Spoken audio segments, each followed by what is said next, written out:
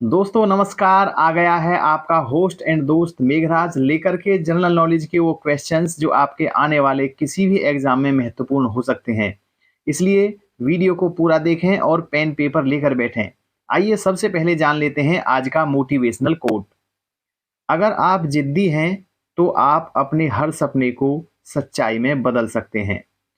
दोस्तों आपको सफलता के प्रति थोड़ा सा जिद्दी होना पड़ेगा और जब तक जिद्दी होना पड़ेगा जब तक आपको सफलता नहीं मिल जाती है। इसलिए जिद्दी होकर मेहनत कीजिए और सफलता निश्चित रूप से आपकी होगी। तो चलिए शुरू करते हैं आज का सेशन। दोस्तों आज का पहला क्वेश्चन है, सिंधु सभ्यता का बंदरगाह कौन सा था? और ऑप्शंस हैं ए कालीबंगन, बी रोपड़, सी लोथल या फिर डी मोहनजोदड़ो। इसमें से हमें बताना है कि सिंधु सभ्यता का बंदरगाह कौन सा था और इसका सही जवाब है ऑप्शन सी लोथल। दोस्तों लोथल गुजरात में है और दुनिया का सबसे पुराना ज्ञात बंदरगाह है। आप इसको अतिरिक्त रूप से ध्यान में रख सकते हैं। अगला प्रश्न है क्वेश्चन 2, अशोक ने श्रीलंका में बौद्ध धर्म का प्रचार हेतु किसे भेजा?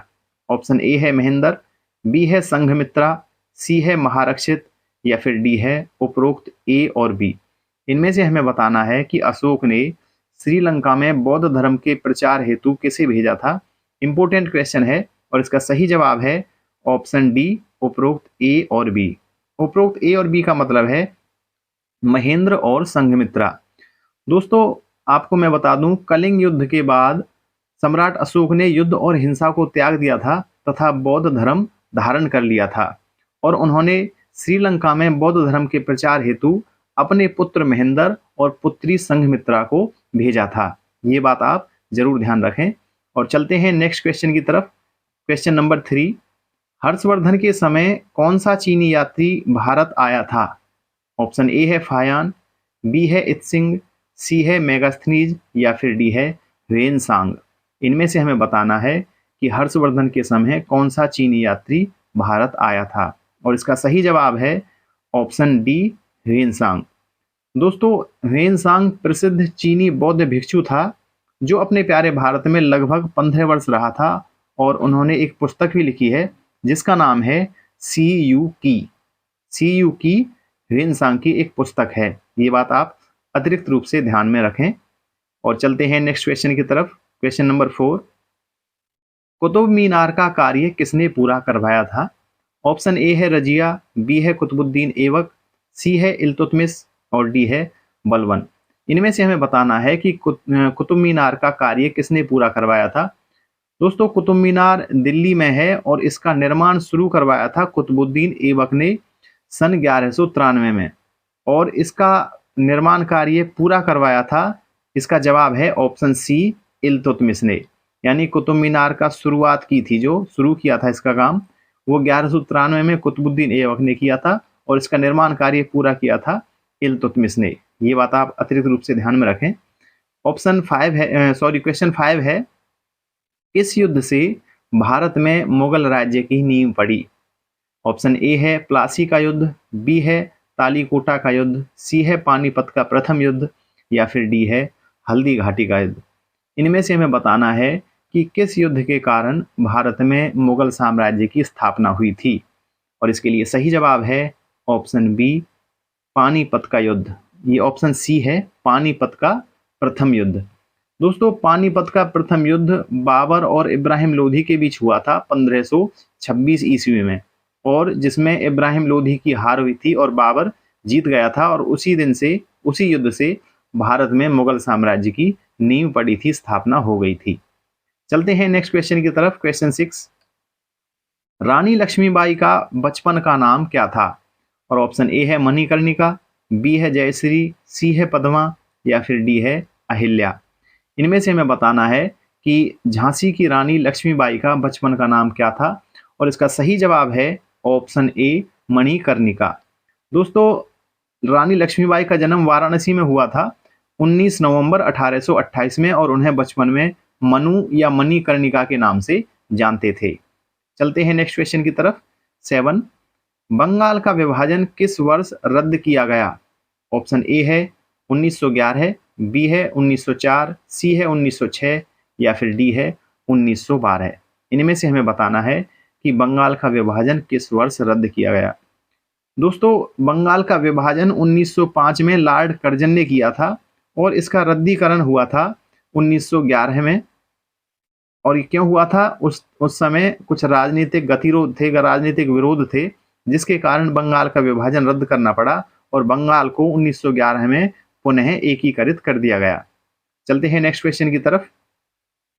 8, भारतीय संविधान कब अंगीकार किया गया?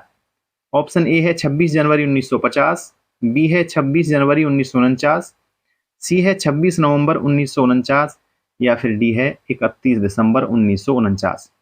दोस्तों, ये बात हम सभी जानते हैं कि भारतीय संविधान 26 जनवरी 1950 से लागू किया गया था, लेकिन उससे पहले इसको अंगीकार किया गया, इसको माना गया कि उस दिन यह लागू हो जाएगा। वह डेट हमें यहाँ पर बतानी है। तो इसका सही जवाब है ऑप्शन सी, 26 नवंबर 1949।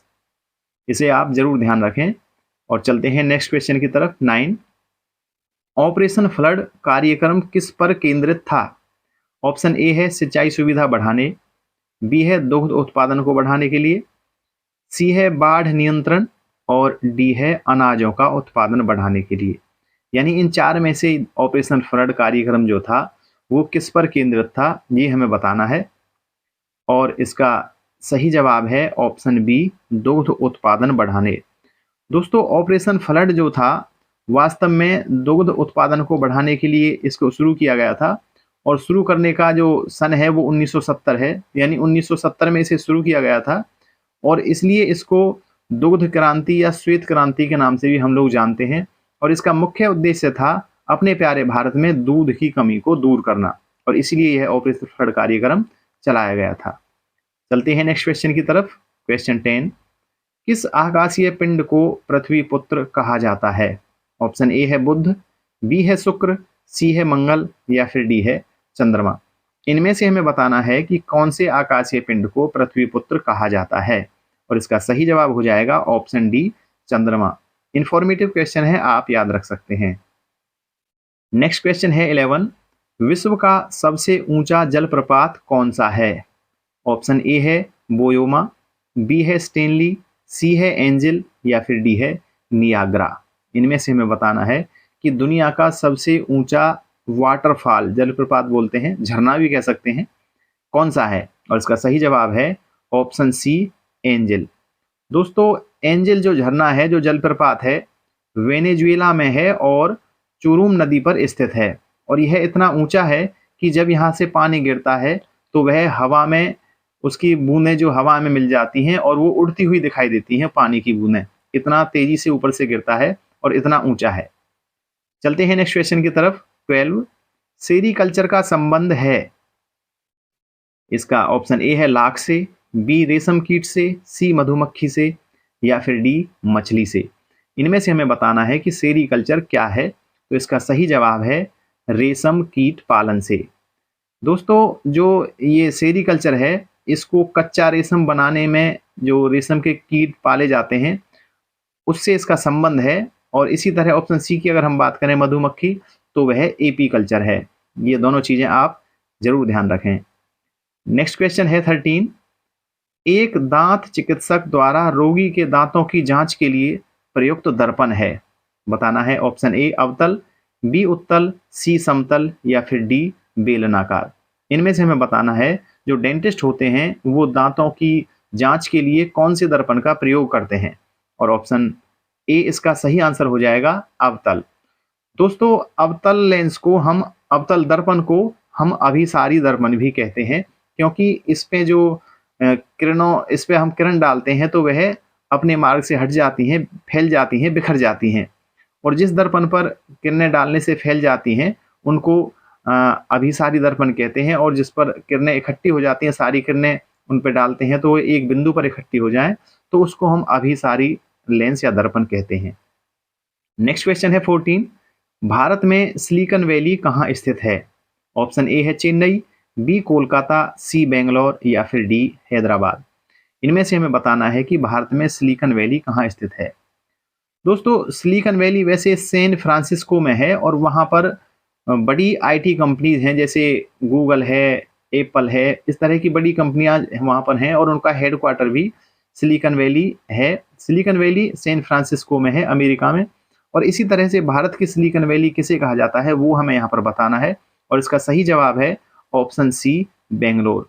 और बेंगलोर भारत की आईटी राजधानी भी है, आप ये भी अतिरिक्त रूप से ध्यान में रख सकते हैं। नेक्स्ट क्वेश्चन है 15। उत्प्रेरक एक ऐसा पदार्थ है जो रासायनिक अभिक्रिया के वेग को ऑप्शन ए बढ़ा देता है, बी घटा देता है, सी परिवर्तित करता है, और डी इनमें से कोई नहीं। इनमें से हमें बताना है कि उत्प्रेरक क्या चीज है। उत्प्रेरक को इंग्लिश में कैटालिस्ट हम लोग बोलते हैं, और कैटालिस्ट किसी भी रासायनिक अभिक्रिया की दर को बढ़ा देते हैं। तो इसका सही जवाब हो जाएगा ऑप्शन ए, बढ़ा देता है। यानी उत्प्रेरक किसी भी रासायनिक क्रिया में भाग लेते हैं तो उसको बढ़ा देते हैं। नेक्स्ट क्वेश्चन है 16। प्रकाश संश्लेषण के लिए कौन सी गैस आवश्यक है? ऑप्शन ए है ऑक्सीजन, बी है कार्बन मोनोऑक्साइड, सी है नाइट्रोजन, या फिर डी है कार्बन डाइऑक्साइड। इनमें से हमें बताना है कि प्रकाश संश्लेषण किस गैस की उपस्थिति में होता है। दोस्तों, प्रकाश संश्लेषण होता क्या है, इसको इंग्लिश में हम फोटोसिंथेसिस बोलते हैं, और पौधों द्वारा स्वयं भोजन बनाने की एक प्रक्रिया है जिसमें पौधे सूर्य का प्रकाश लेते हैं, वायु की कार्बन डाइऑक्साइड लेते हैं, और भूमि से खनिज और लवण वगैरह लेते हैं और अपना भोजन स्वयं बनाते हैं। उस प्रक्रिया को हम प्रकाश संश्लेषण कहते हैं। तो वायु से प्रकाश संश्लेषण में कार्बन डाइऑक्साइड की जरूरत होती है, तो इसका सही जवाब हो जाएगा ऑप्शन डी, कार्बन डाइऑक्साइड। चलते हैं नेक्स्ट क्वेश्चन की तरफ। 17। पादप रोगों का सबसे उत्तरदायी कारक कौन सा है? ऑप्शन ए है फफूंदी, बी है जीवाणु, सी है विषाणु, या फिर डी है प्रोटोजोआ। दोस्तों, पादप रोग क्या होते हैं? पौधों में जो रोग लगते हैं, पादप का मतलब है पौधे, यानी पौधों में जो रोग लगते हैं वो मोस्टली किस कारण से लगते हैं? तो इसका सही जवाब है फफूंदी। फफूंदी को हम लोग कवक या फंगस भी कहते हैं, ये बात आप ध्यान रखें। और चलते हैं नेक्स्ट क्वेश्चन की तरफ। 18। ओलंपिक ध्वज पर अंकित 5 छल्ले किसके प्रतीक हैं? ऑप्शन ए है 5 महाद्वीपों के, बी है 5 महासागरों के, सी है 5 राष्ट्रों के, या फिर डी है 5 खेलों के। इनमें से हमें बताना है कि ओलंपिक झंडा जो है उसमें 5 छल्ले छपे होते हैं, बने होते हैं, वो किस लिए बने होते हैं, उनका वो किस चीज के प्रतीक होते हैं, ये हमें बताना है। तो इसका सही जवाब हो जाएगा ऑप्शन ए, 5 महाद्वीपों के। अब 5 महाद्वीप कौन कौन से हैं? एशिया, यूरोप, अफ्रीका, अमेरिका और Australia. Asia, Europe, Africa, America और ऑस्ट्रेलिया, ये 5 महाद्वीप हैं। और ये छल्ले भी 5 रंगों के बने होते हैं। वो रंग कौन कौन से हैं? ब्लू, येलो, ग्रीन, ब्लैक और रेड। आप ये भी अतिरिक्त रूप से ध्यान में रखें। और अगर हम बात करें इन छल्लों का डिजाइन किसने तैयार किया था, तो उस आदमी का नाम है पियरे डी कोबर्टिन। इनको ओलंपिक का सह संस्थापक भी माना जाता है, ये चीज भी आप ध्यान रखें। नेक्स्ट क्वेश्चन है 19। वयस्क मानव के मस्तिष्क का वजन कितना होता है? ऑप्शन ए है 1100 ग्राम, बी है 1230 ग्राम, सी है 1350 ग्राम, या फिर डी है 1500 ग्राम। कितना होता है वयस्क मानव के मस्तिष्क का वजन? और ऑप्शन सी इसका सही हो जाएगा 1350 ग्राम। दोस्तों, एक सामान्य वयस्क मानव के मस्तिष्क का वजन 1300 से 1400 ग्राम औसतन होता है। और अगर हम बात करें शिशु की, तो नवजात शिशु के मस्तिष्क का वजन 350 से 400 ग्राम औसतन होता है। आप ये चीज ध्यान रखें। चलते हैं नेक्स्ट क्वेश्चन की तरफ। 20। निम्न में से भारतीय संसद का उच्च सदन कौन सा है?